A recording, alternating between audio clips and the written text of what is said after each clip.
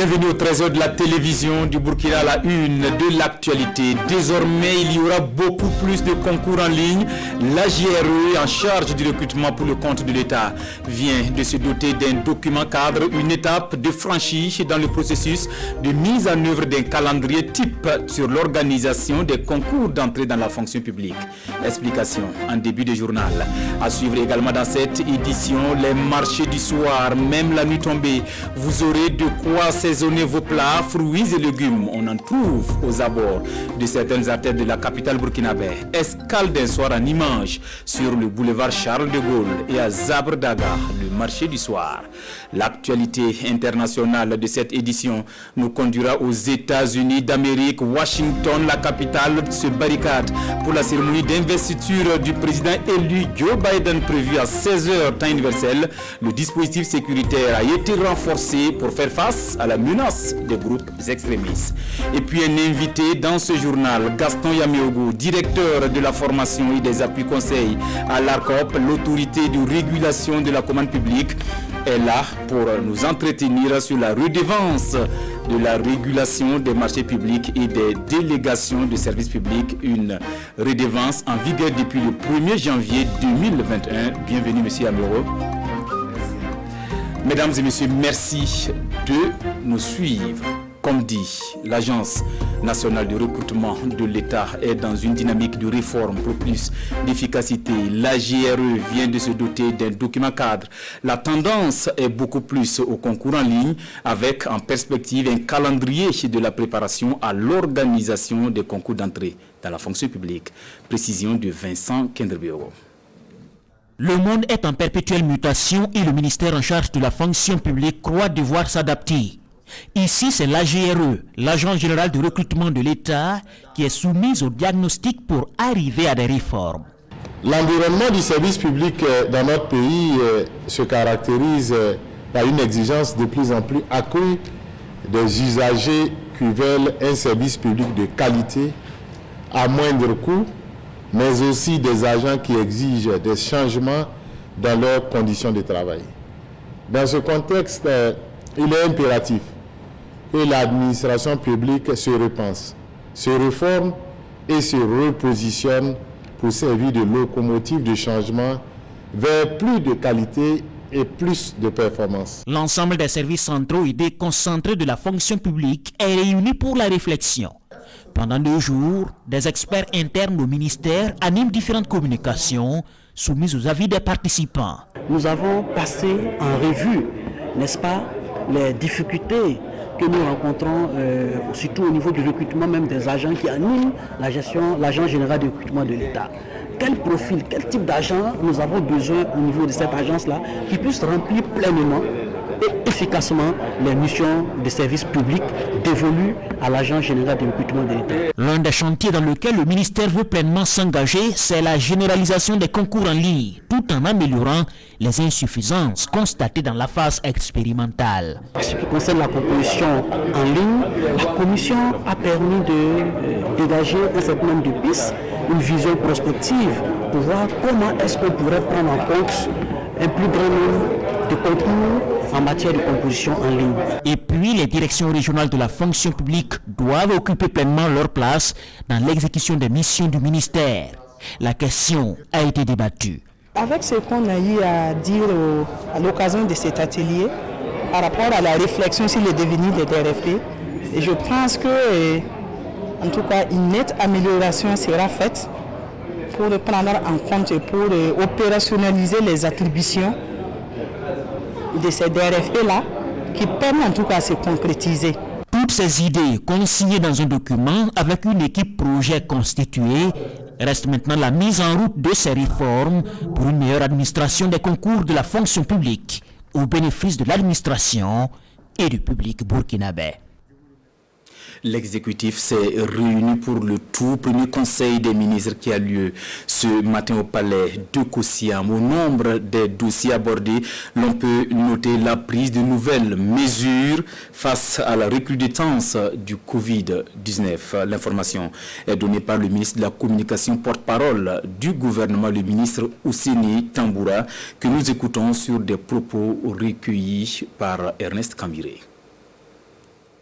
Le premier sujet qui est arrivé au niveau de la communication orale, c'est la situation de la pandémie Covid, puisque le point est fait quotidiennement, mais à ce stade, le gouvernement a noté une sorte de recrudescence, sinon de seconde vague de cette pandémie, et qu'il y a lieu donc nécessairement d'y apporter des réponses.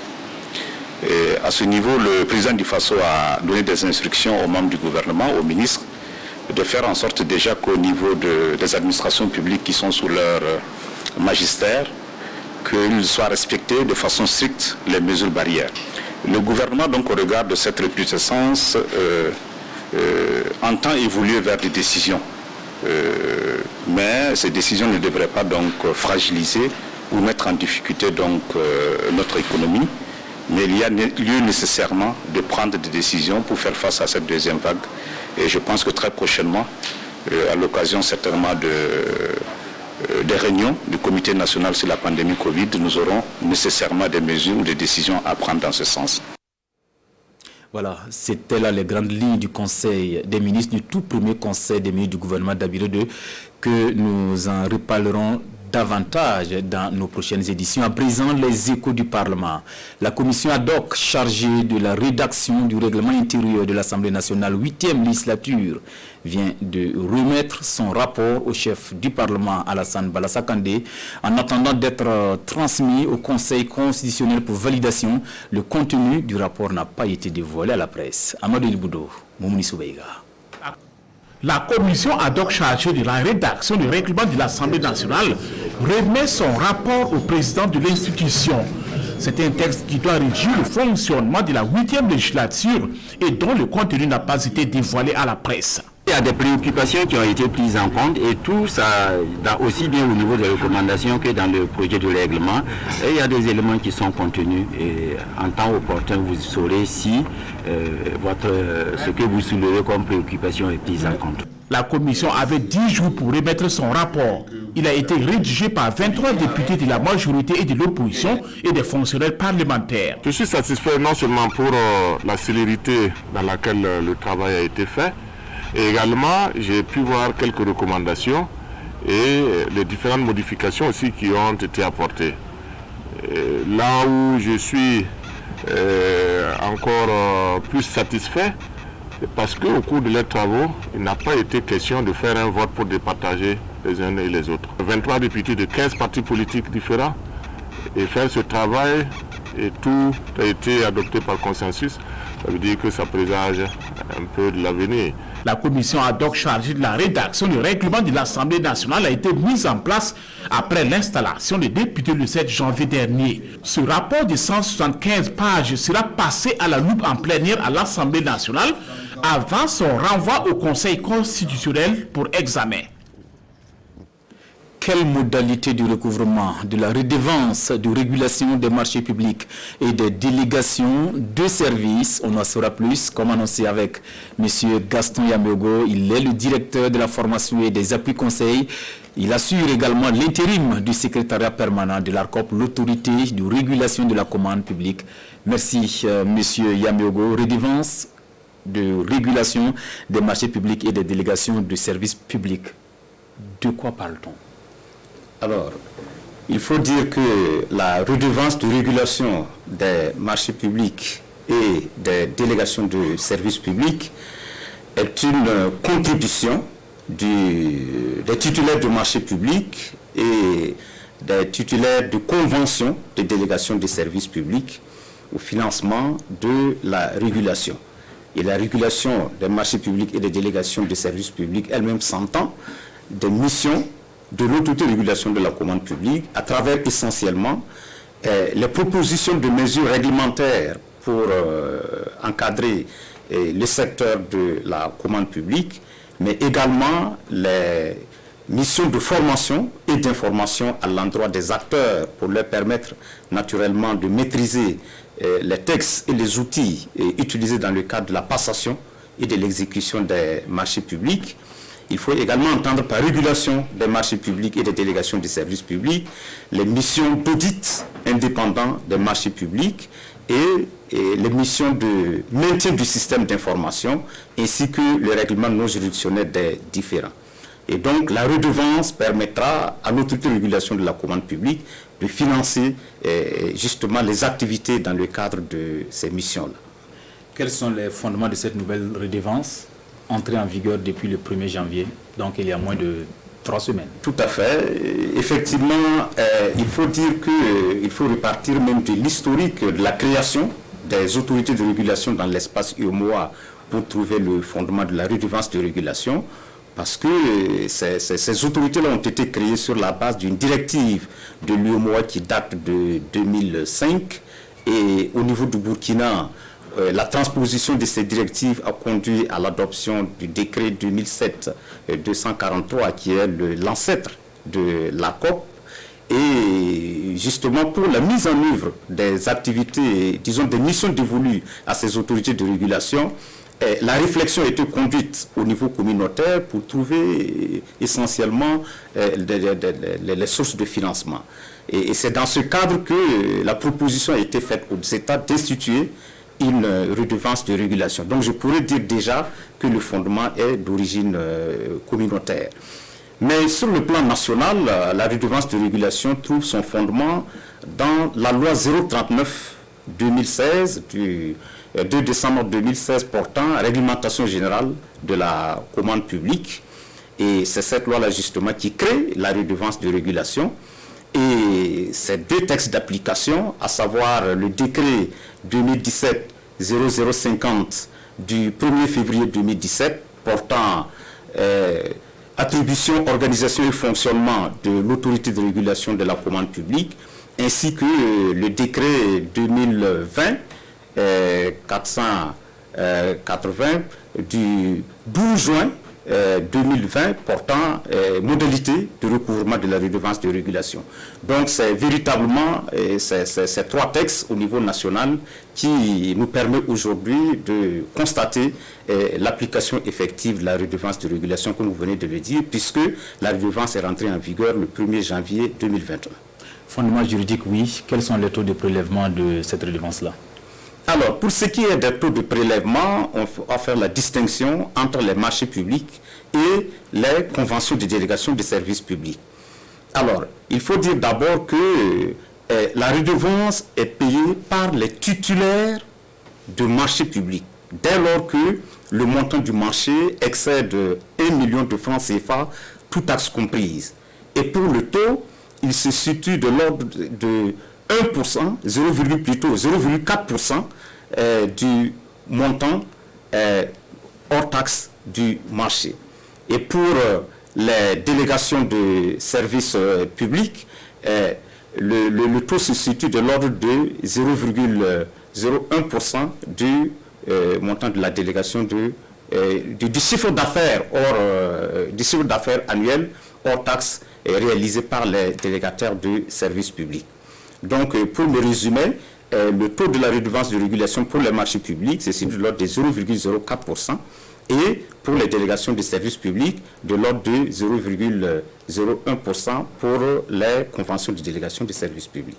0,4% et 0,01% pour cette redevance.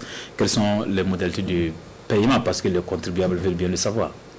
Oui, c'est vrai, parce que nous faisons la distinction entre les contribuables pour ce qui est de la redevance, mais également les redevables. Et les contribuables, comme je viens de le dire, ce sont essentiellement les titulaires de marchés publics et les titulaires de conventions de délégation de services publics.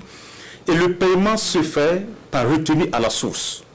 Donc, dès lors que vous avez un marché, au moment du paiement du marché, et naturellement après l'exécution ou pendant l'exécution, il est opéré une retenue par le comptable payeur pour naturellement être reversé au profit de l'ARCOP. Et donc ce sont les comptables qui sont finalement les redevables, et les contribuables, c'est les titulaires qui sont essentiellement ceux qui obtiennent les marchés et qui relèvent du secteur privé, mais également les délégataires de services publics, essentiellement, mais d'autres structures publiques qui exécutent également les marchés publics. Avant l'entrée en vigueur de ce texte-là? Est-ce que vous avez des échanges avec les différents acteurs? Ah oui, bien entendu. Et comme je l'ai dit, c'est une contribution des acteurs, notamment ceux qui obtiennent les marchés publics et les délégations des services publics. Et dans ce sens, une consultation large a été menée avec les acteurs, essentiellement du secteur privé, pour avoir leur accompagnement. Et je pourrais même vous dire que le secteur privé attendait véritablement cette redevance, puisqu'ils savent très bien que le bénéfice reviendra à ces acteurs-là, parce que, comme je viens de le dire tout à l'heure, l'objet de la redevance, l'objectif poursuivi, c'est d'améliorer le cadre institutionnel, mais également les opérations de passation et d'exécution du marché, et cela ne peut se faire qu'au profit des acteurs de manière générale. Merci, Monsieur Gaston Yamiogo. Je rappelle que vous êtes le directeur de la formation et des appuis conseils, également chargé de l'intérim du secrétariat permanent de l'ARCOP, l'autorité de régulation de la commande publique. Restez avec nous pour la suite de ce journal. Nous voilà sur les pas de la caravane dite de santé entamée depuis hier à Ouagadougou. 5 maladies endémiques et pandémiques sont prises en charge, prises en compte donc, dont la Covid-19, l'initiative de l'association Santé en entreprise avec le soutien du ministère de la Santé. Girard Sommet, Christine Koulibaly, reportage. Cette cérémonie est le point de départ d'une semaine de dépistage multimaladies. Tuberculose, hypertension artérielle, diabète, hépatite B et C, VIH et bien sûr l'urgence sanitaire de l'heure, le Covid-19. C'est une palette de services de prévention qui est offerte aux populations par des professionnels de santé munis de kits de téléconsultation. C'est vrai que la digitalisation, c'est très très important parce que ça permet de traiter un grand nombre de données et surtout, c'est très très important de pouvoir récupérer les données. Parce que quand on les fait manuellement, il y a des pertes, énormément de pertes.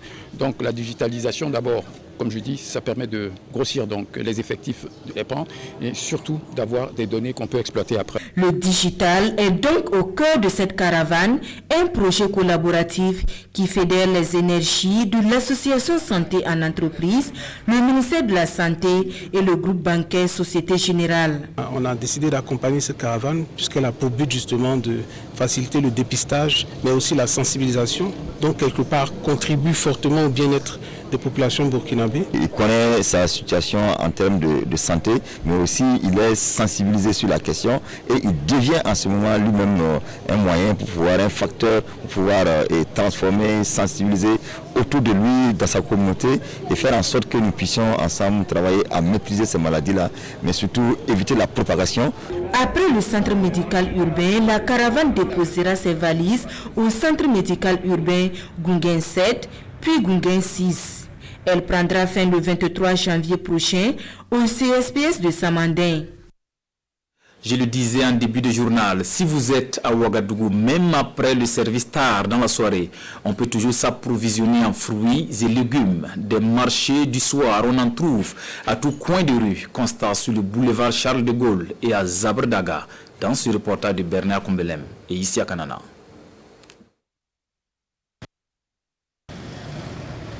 À bord du boulevard Charles de Gaulle, il est 19h. À la tombée de la nuit et depuis des années, cet endroit se transforme en marché. Ce soir, Dame Zangwe est là pour vendre son poisson. Je suis à Nabia le matin et le soir je suis ici. S'il y a le marché, ça finit vite. Sinon, on fume pour le lendemain.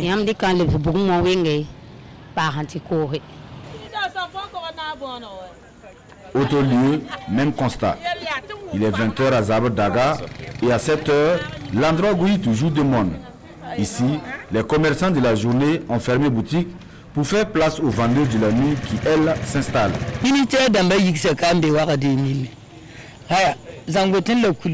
Tous les ministères ont déménagé à Ouaga 2000. Donc il n'y a plus assez de clients. Les rares personnes qui viennent disent qu'ils sont désormais loin. Les clients viennent à compte-gouttes. Nous sommes maintenant là, juste pour notre pitance quotidienne.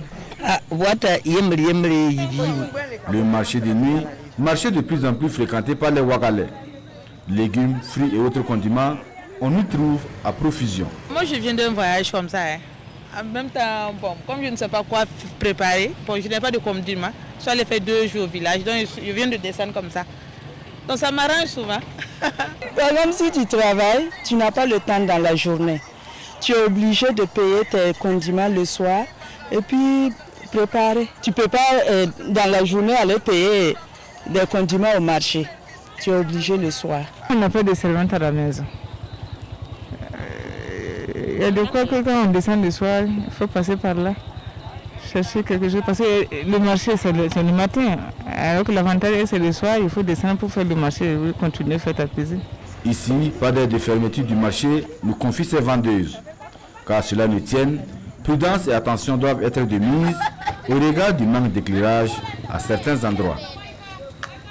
Direction Bobo Dioulasso pour un autre constat. Les travaux de réhabilitation de la cathédrale Notre-Dame de Lourdes se poursuivent. 50% de réalisés. C'est ce que nous dit le comité en charge de la réfection de la bâtisse qui invite les fidèles de la paroisse à se mobiliser davantage pour le remboursement du prêt contracté pour la cause. Explication de Maneka Yen et Kadou Romenki. Enfin, les choses tournent tout doucement ici à la cathédrale Notre-Dame de Lourdes après environ 4 ans de mobilisation de fonds pour la réhabilitation de la bâtisse. On a eu une partie avec les fidèles, mais nous avons dû faire appel à une banque pour pouvoir lancer le travail parce que malgré les efforts des fidèles, jusqu'à 215 millions, nous ne pouvions pas entamer le travail. Et il nous fallait un minimum de 400 millions pour commencer. Alors, il y a une structure bancaire qui a accepté donc, de nous accompagner en nous faisant un prêt, ce qui nous a permis en juillet dernier de lancer les travaux. 50%, c'est le taux d'exécution des travaux. Des travaux qui consistent notamment à la réfection de la toiture et à la peinture. Avec 661 millions, on refait toute la cathédrale. Mais ne les ayant pas, et au bout de 4 ans, n'ayant pas eu au-delà de 400 millions, vous pensiez les rembourser comment? Donc il fallait trouver autre chose pour pouvoir espérer rembourser ce qu'on va emprunter. Donc, ce qui fait que le chantier a dû s'élargir. On ne se limite plus à la cathédrale, mais vous avez vu aussi que tout autour, on est en train de faire des boutiques.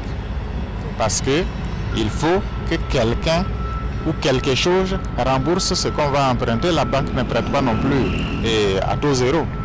Si tout se déroule bien, la cathédrale Notre-Dame de Lourdes va refaire peau neuve d'ici à 3 mois au grand bonheur des fidèles de la paroisse. En attendant, les banquettes sont stockées ici pour les besoins des travaux de réfection. À l'international, Joe Biden, le 46e président américain, sera investi à 16h, temps universel.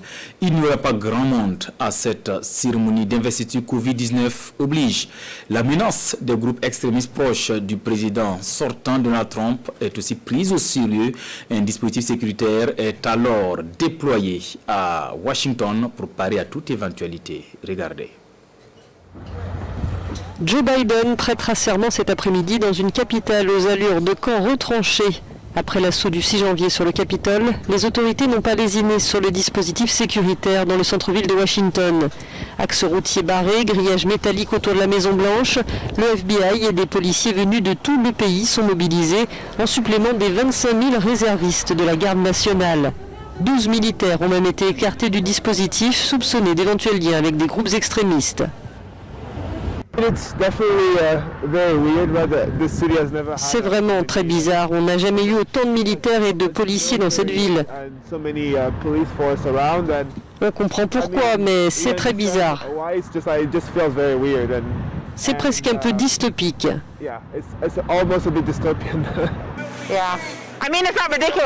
C'est ridicule, enfin pas ridicule, plutôt effrayant. Je me rappelle avoir dit à mon mari, je parie qu'ils vont faire une zone verte, comme en Irak. Et dans le journal le lendemain, il disait qu'une zone verte avait été mise en place. À la menace des groupes extrémistes s'ajoute le risque sanitaire. Pour cause de pandémie, le public sera absent. Seul un nombre très limité de personnes aura accès à la cérémonie. Le rituel de l'inauguration de la présidence des États-Unis se vivra donc cette année à distance. À l'issue de la cérémonie, les Américains se contenteront d'une émission télévisée spéciale intitulée Celebrating America. En sport, football, les étalons locaux sont sur la brèche ce soir face aux Warriors du Zimbabwe. Après la sortie infructueuse contre le Mali à cette CHAN Cameroun 2021, le 11 national n'a plus droit à l'erreur. Les enjeux du match avec nos envoyés spéciaux à Yaoundé, Urbain Benito Sommet et Jean-Modeste Ouedraogo.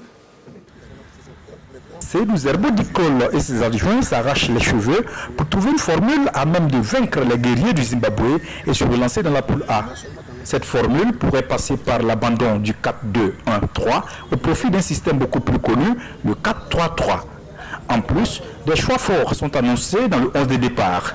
Le portier capitaine Aboubakar Savadogo pourrait être relégué sur le banc au profit du gardien de l'USFA, Sofiane Farid Ouedraogo. En défense, Herman Nikiema et Ismaïla Ouattara restent dans l'axe et René Zundana, lui, s'occupera toujours du couloir droit.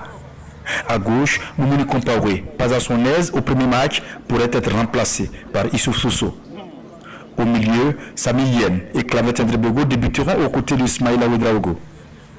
Les deux meilleurs buteurs du Faso Foot, Assami Sansanda, 11 buts, et Mohamed Lamine Ouattara, 13 buts, pourraient débuter le match. Des choix logiques au regard de la triste défaite face au Mali. Je pense que la percussion offensive nous a beaucoup manqué. Et en plus de cela, nous avons accusé de déplacement défensif au cours d'un corner. Donc on a essayé de courir cet après-midi les insuffisances constatées au match contre le Mali et pour que le match soit très parfait contre le Zimbabwe. Réputé être le pompier du Faso Foot, Seydou Zerbo Krol joue gros face au Zimbabwe. Dos au mur, il n'aura pas d'autre choix que de gagner pour donner de l'espoir aux millions de supporters déçus après la défaite face au Mali. C'est vrai, on a perdu le premier match, mais il faut très vite se relever et ça passe par ce match. Donc je pense qu'on va se battre vraiment pour avoir la victoire lors de ce match. Burkina Faso-Zimbabwe, le match à ne pas perdre au risque d'être éliminé comme d'habitude au premier tour. C'est pourquoi une prière ne sera pas de trop. Bonne chance à nos étalons. Revue de presse pour refermer cette édition. Retrait de la plainte des Zéphirin Diabré contre Simon Compaoré dans l'affaire de détention d'armes illégales au nom de la réconciliation nationale. C'est à lire à la une des quotidiens, sujet largement commenté par nos confrères. Ahadi Sandaba. Zéphirin Diabré et Simon Compaoré fument le calumet de la paix 3 ans après l'affaire de la détention illégale d'armes.